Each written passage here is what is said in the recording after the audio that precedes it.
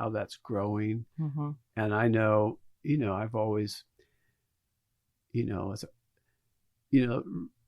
a white male coming into a community, it's mostly women, Yeah. right? There's Yeah.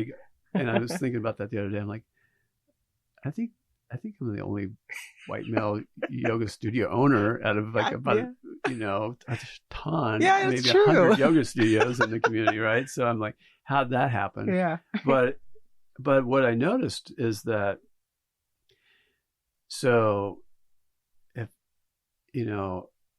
my goal has always been, the idea that if you're at peace with yourself, anywhere is home. So I could travel, I could go to other countries, be in other cultures, and just be me and feel. Yeah. But there's a little bit like I'm different, or not thinking I'm different, but like I look different, or I'm the only guy in this room with 30 women. So observing, does that make me hold back or not show up like really wholeheartedly or authentically? And I think the more we look at diversity in yoga, recognizing that I don't know what's going on in someone else's head when they show up in an environment. Yes. And everybody looks different. So, and so then as the space holder of maybe an environment where someone comes in that looks different, so being sensitive to like, how can we create this space that fosters diversity and fosters people being to let their guard down, and just show up without worrying about how other people are going to take it. Does that make sense? Oh yeah, yes, yeah, it makes sense. And that's where I've been thinking about that a lot lately, as I've talked to both like Nikki and Rolf are collaborating. They just announced doing a yoga teacher training for people of color. Awesome. And it's like very specific, and it's going to be awesome. Yeah, I'm not sure. I think they've done one before, maybe in New York or somewhere in the Northeast, and they're bringing it to Indianapolis next year. Okay. And so, like you were talking about, going to the West Coast and the East Coast and find Black yogis and find, and I was thinking, well, you're kind of bridging that community, and creating some little beacon here in the Midwest. It sounds like, whether intentional or not. And I think now, well, what I'm seeing now is, for a minute when I came back, I was like, okay, I'm gonna put this program together and put it out there and see who bites. But then I had to really get real with myself and make sure that everything is legal. Everybody has insurance, or I don't know about international travels yet. I learned just going out there. And so I want to make sure that everyone feels safe when they go, because I do have indigenous people wanting to go to Mysore. I do have yogis that are like, I always wanted to go to Mysore, but I was afraid because of the things that I've heard, and so I wanted to really break that, because that's why I was like, I'm going to go. And if I die, you guys know I went and I tried. Document it. That's right. So, but when I went, everything was beautiful. And even the people were telling me, no, you're brown like us. Because, a lot of people are like, well, they're racist. And so I hear a lot of that in my culture, that they're racist. And I say, well, I think that maybe we may have to look at where you were at, or maybe where your friends are at, or you haven't even been there to be able to experience that. And so I tell people, I was at Mysore, at the bottom southern part of India, where there's traditionally a lot of that is still kept. And so it's not touristy like that, only unless you're a yogi. Yeah. But overall, it's not full of all that current modernized stuff that we got going on. And when I mentioned to them, I said the same thing to them last year. I was like, so what about racism? Because I didn't know. Yeah. And they were like, what are you talking about? And they were like, you're brown like us. You look like us. And I was like, no, that's not what I'm talking about. Because what we talk about in America. Yeah. So it's just having that stereotype of thinking. I want to break that. People were like, don't drink the water. And so I was trying to explain to them where I was at. I didn't have any problems drinking water. Yeah. I had clean water. Yeah. And then and the villages were clean. I said, so, what you see in the media is not what's in Mysore. I don't know what's around it, my goal is to start traveling through India. So I keep going back. So that's why I want to create the yoga transformation program and education program to diversify that whole wellness collective in Mysore. Okay. Because that's kind of what I did here in Indianapolis with the Colorful Yogas Guild. I'm like, just go to the monumental yoga. Yeah. When I first used to tell people, they're like, that's for white people. Only white people go there. And I'm like, no. Yeah. You need to get on the mat and learn yoga. It's not about what color they are. I promise you, it's a beautiful sight. And then eventually you just start seeing others, not because of me. I'm sure other people were like, come on. I started seeing Indians and Asians. And each year you just keep seeing it get bigger and bigger. And it's like, so I'm like a little kid when I go now, because I just love to see it. So it is my dream to see on the monument part up there, either to see, I don't know, Charlie Red in her studio up there, or a collective of minorities up there banging it out, doing, to get on the mic, that's the whole thing. That's really a goal for me, because it's not about, let's show that we have Black yoga. It's really to show that we do yoga, and we are changing, and we are going into the communities, and we are talking to people. There are 20-year-olds, young Black males that are wanting to do yoga in Indianapolis, but they just won't come into a yoga studio. They won't, because they're intimidated. Like you said, breaking the barriers, because they're not sure if they're going to be embraced. And so, I feel like that, if we could get out there in the community and let them know, hey, we love you guys. We want you to do yoga because it needs to be a part of your lifestyle. It may shift some things, it may help some impulses that may happen you might think beforehand. And when they don't get that, I think in my mind how chaotic people are. Yeah. And not saying that I'm like this calm guru, but it really saddens me to know that some people who aren't even conscious of their breath, or that they don't even get to stretch. My body feels terrible when I don't stretch. Right. I feel terrible, so, I feel low energy. So, just trying to educate people on alive foods, getting some type of humming, chanting, something, meditation, 15 minutes outside. I was listening to Lisa's Daltrey's one, and she was talking about every day she's out in nature. Yeah. And my friend Stephen Rodman, he went up to Kripalu and took yoga from a star. 2006, he became a yoga teacher. Within that year, became a 500-hour.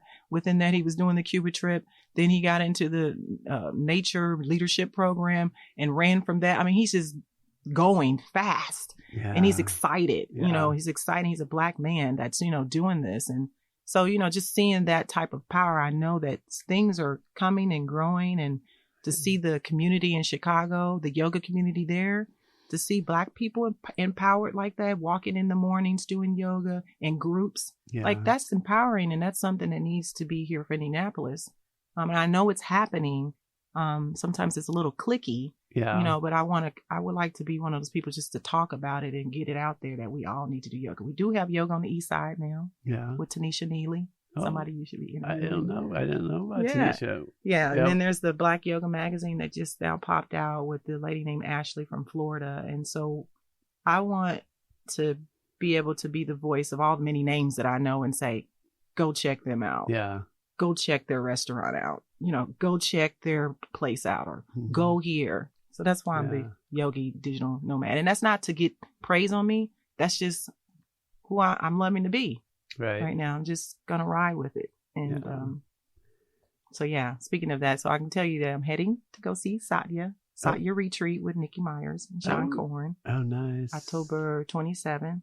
Mish called me and asked me if I was interested when I was in LA. And I was really happy to get that invite because I get to be with Mish and Charlie Red, and then see Nikki and Sean Corn all in one. So it's like, so I said, the Midwest is banging it. Yeah.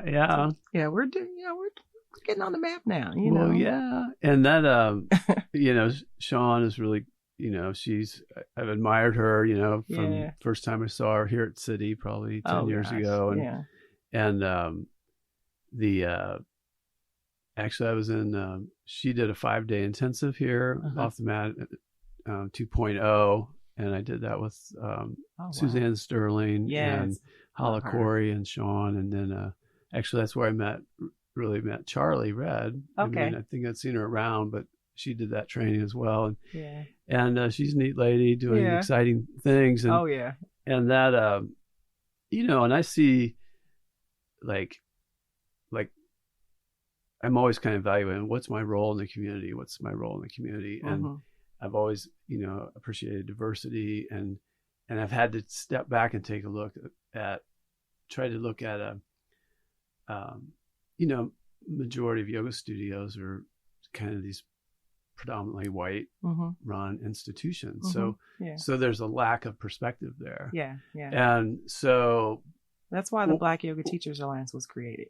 Oh, yeah, that makes total sense. Because white directors from institutions like Kapalo and Omega, they wanted to know, what are they talking about? What are we not doing? Yeah. And that was some of the questions. They were like, so what do we need to do? And what do we need to do in our teacher trainings to make sure that we're pulling in and that we're advocating in certain areas that are underserved? And even the fluent ones aren't doing, or aren't doing yoga in middle class. So you need to pull them. How do you do that? Yeah. And, so that kind of communication was really great to see that in 2006. It was really great.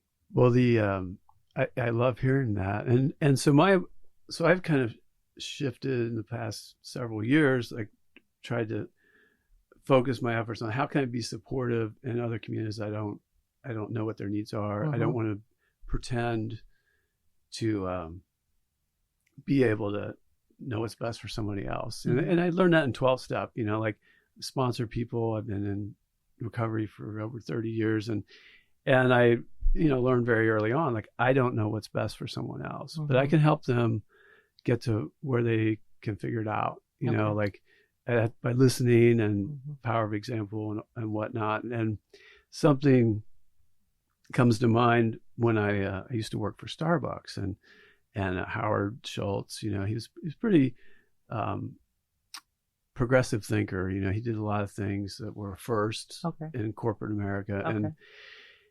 And one thing he did, it always just really kind of like touched my heart for whatever reason. Maybe it's because I'm a father and I have daughters, but he was in Africa in this small community where they wanted to help rebuild the coffee plantations. And there was this, it may have been Rwanda, or been somewhere where there had been genocide, but like civil war. A lot of just death and destruction. And so they were in this village, and they were trying to respect the hierarchy of the elders in the community. And they were having a kind of like a community meeting talking about like, what can we do? Sort of respecting local culture, but sort of like a bit of a Western, like, okay, well, we need like running water or build a school. Like, let's build you guys a school, So, but they wanted to get the blessing of the community. And so the elders like, yeah, school would be good, and this and that. And this one girl stood up in the back and was like, may I speak, and which took a certain level of courage to stand up in this community of elders and as a, these are very patriarchal cultures, right? And she was like, we can have our classes out under the shade of the tree or whatever, but like, we need bathrooms. Like because when girls hit puberty, everybody's peeing behind the tree. That's right. And so this whole, when period starts, girls quit going to school.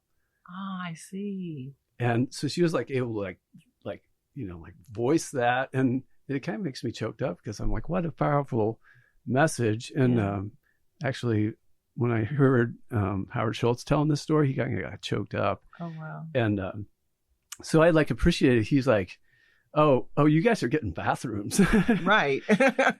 Just because they need that. Yeah. And his takeaway, and what I kind of like really appreciate, was like, okay, we have to listen to people that are different from us, and all of us, and have to recognize, like, okay, what's going to best serve this community?